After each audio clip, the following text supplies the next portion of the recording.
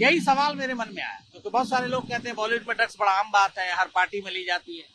तो अब इतने बड़े बड़े लोग, इतने पढ़े लिखे लोग, इतने क्रिएटिव लोग, क्या इतना आम है ड्रग्स? और कुछ लोगों का तो ये है कि 90% फिल्म इंडस्ट्री ड्रग्स लेती है, तो क्या इतनी बड़ी तादाद में लेती है?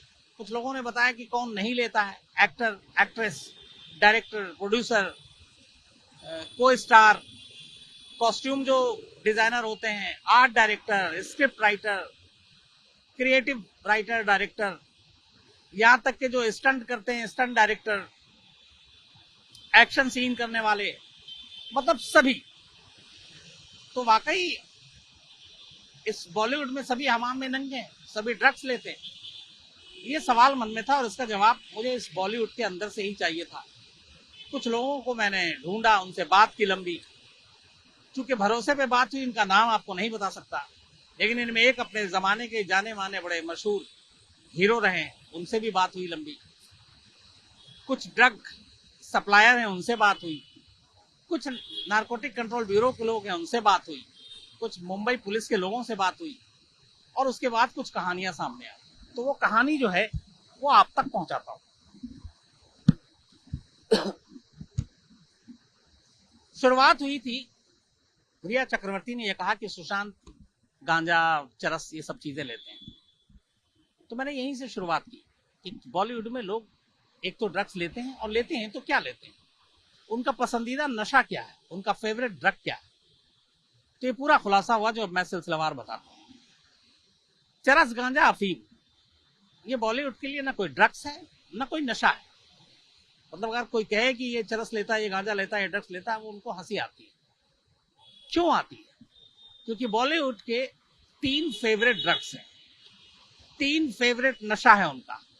और ये 3 जो ड्रग्स हैं उनके फेवरेट, वो कौन से? पहला है कोक, यानी कोकीन।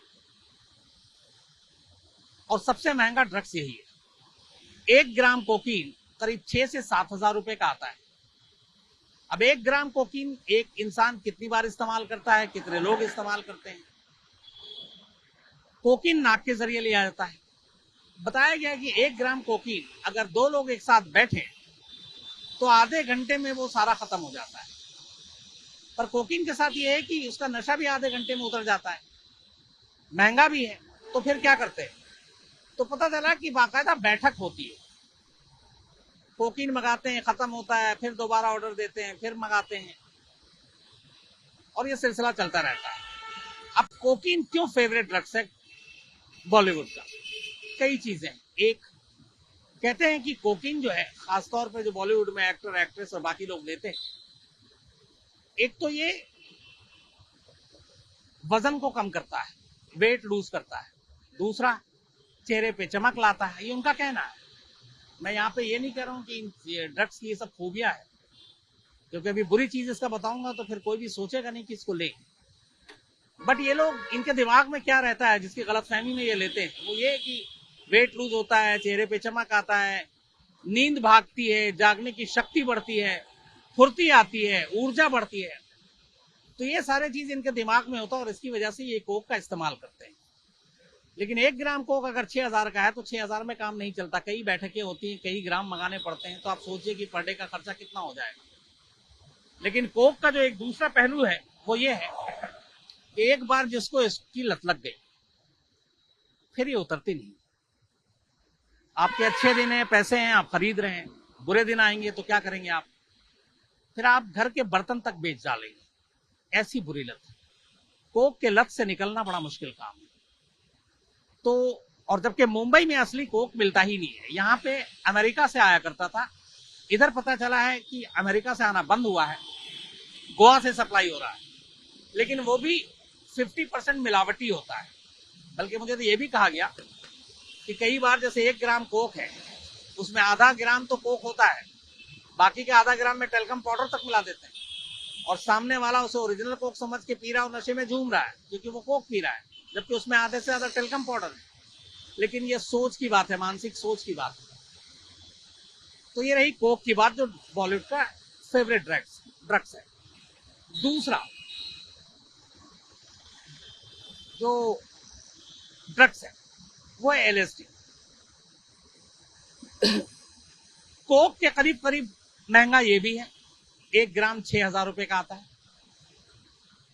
लेकिन कोक और एलएसडी में जमीन आसमान का कुछ फर्क है। एलएसडी का नशा करीब 30 से 36 घंटे तक रहता है, और एक जो बार एलएसडी लेता है वो अपने आप को हवा में उड़ता हुआ महसूस करता है।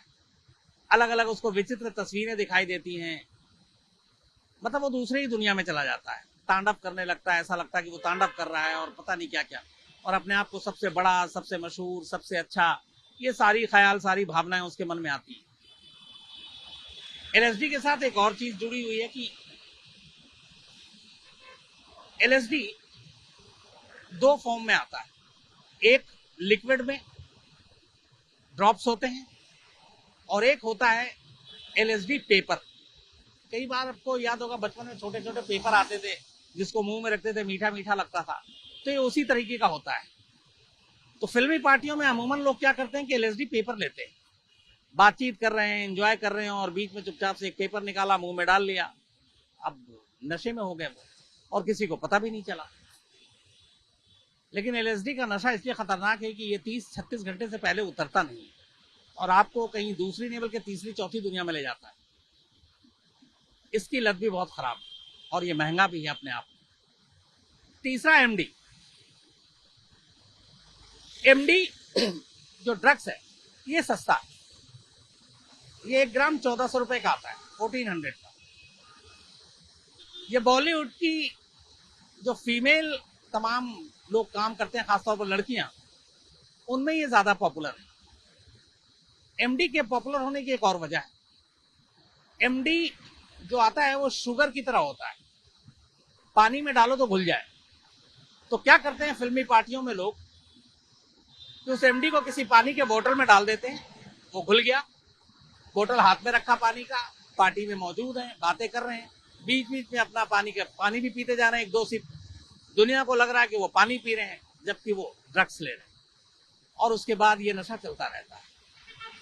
तो ये 3 खास ड्रग्स हैं बॉलीवुड के फेवरेट, कोकीन यानी कोक, एमडी और एलएसडी। और इसकी सप्लाई का पूरा एक चेन, बॉलीवुड के अंदर के लोग भी हैं जो खुद सप्लाई करते हैं, बॉलीवुड के बाहर के लोग हैं, मुंबई के हैं, मुंबई के बाहर के लोग हैं, और ये सिलसिला चलता रहता है। बॉलीवुड में जो फिल्मी पार्टियां होती हैं उसमें एक चीज है कि पूरा बॉलीवुड इसमें गंदा नहीं है, पूरा बॉलीवुड नशा नहीं करता है। बहुत से लोग आज भी हैं इसमें जो इन चीजों से बहुत दूर है, लेकिन बहुत से लोग हैं जो बिना ड्रग्स के कोई काम नहीं करते। इसी सिलसिले में एक जो बताया गया मुझे, नाम लूंगा नहीं किसी का, एक बहुत बड़े एक्टर हैं, अक्सर उनके घर पे पार्टियां होती और वो ड्रग्स पार्टी होती। उस ऐसे कई एक्टर हैं जो ड्रग्स पार्टी करते हैं, बट वो लोग उन्हीं को बुलाते हैं उन पार्टियों में जो खुद भी ड्रग्स लेते हैं या उनकी वाइफ भी लेती है। तो एक सर्किल है ड्रग्स लेने वालों का, जिनमें उनके अपने दोस्त होंगे, director, producer, script writer, actor, actress, को एक्टर। तो ये पार्टियां होती है घरों में और वहां पे ड्रग्स लिया जाता है। खास बात क्या होती है इसमें कि जैसे पार्टी चल रही है और मान लीजिए कि उस पार्टी में 15 लोग ड्रग्स ले रहे हैं और मान लीजिए कि वो 15 के 15 कोक ले रहे हैं, तो वो कैसे लेते हैं? क्योंकि कोक के साथ पकड़ाना बहुत ही संगीन सजा है इसमें, लेकिन क्वांटिटी के ऊपर बहुत डिपेंड करता है कि आपके पास से कितना बरामद हुआ, 1 ग्राम, उससे कम, 1.5 ग्राम, 2 ग्राम, क्योंकि वो आपके कंजम्पशन के लिए अगर ये हो जाता है कि आपके यूज करने के लिए और कम है तो सजा कम हो जाती है। तो ये लोग क्या होशियारी करते हैं कि जैसे पार्टी की घर में 15 लोग हैं, 15 लोगों को ड्रग्स लेना है, तो अब अगर 1 ग्राम कोक ले रहे हैं तो 1 ग्राम कोक 2 लोग बैठकर एक साथ खींच रहे हैं, करीब आधा घंटा लगता है। तो 15 लोग हैं तो इसका मतलब हुआ कि करीब 7-8 ग्राम आधे घंटे में निकल गया। इस दौरान में जब ये पार्टी चल रही होती, जो यहाँ से ये लोग ड्रग्स मंगाते हैं, उनके जो पेडलर्स हैं जो ड्रग्स सप्लाई करते हैं, वो उन्हें पता होता है ये पार्टी कहाँ चल रही है, वो उनके घर के इर्द गिर्द घूमते रहते हैं, रहेंगे वही, और उनके पास ड्रग्स होगा। जैसे ही इनका आधे घंटे का कोटा खत्म होता है और 1 राउंड खत्म, ड्रग्स खत्म, एक आदमी कॉल करता है पेडलर को कि माल खत्म हो गया। फोन पे वो फौरन सुनता है, उसके बाद उस जगह पहुंच जाता है बाकी का कोटा दे देता है, इसके बाद दूसरा राउंड शुरू होता है, फिर खींचने लगते हैं सब, और फिर इस तरीके से सिलसिला चलता रहता है। यानी एक बार में एक घर में या एक जगह पे पार्टी चल रही है, वहां पे पूरे ड्रग्स की क्वांटिटी नहीं मंगाई जाती है। एक साथ 100 ग्राम, 200 ग्राम, 500 ग्राम कभी नहीं मंगाएंगे। वो जितना एक बार में यूज कर सकते हैं उतना ही मंगाएंगे, खत्म होगा फिर दोबारा मंगाएंगे। इससे रिस्क फैक्टर कम हो जाता है कि अगर इस बीच में किसी ने मुखबिरी कर दी, पकड़े गए, तो ये दिखा सकते हैं कि हमारे पास से बरामदगी कितनी हुई है।